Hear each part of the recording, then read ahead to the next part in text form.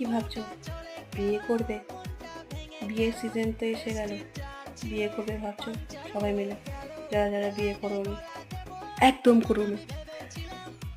বিয়ে করলে আর তুমি বাঁচবা না বেশি দিন। মানে বিয়ে জিনিসটা কি আমি বুঝতে পারি না। আমারই তিনখানা বিয়ে হয়েছে, কিন্তু আমি শ্রাবন্তীর মতন একা থাকতে পছন্দ করব এখন। আমি চাই আমার জীবনে কোনো একটা ছেলে না আসুক। আমার এখন ছেলের প্রতি ঘেন্না ধরে গেছে। আমি বুঝতে পারি না, মেয়েরা বিয়ে ছাড়া কিছু বোঝে না। আমিও এক সময়ে ছিলাম, আমারও একটা যুগ ছিল, আমারও একটা মানে স্টাইল ছিল, সোয়াগ ছিল যে আজকে থাকবো, কালকে প্রেম করব, পরের দিন বিয়ে করব।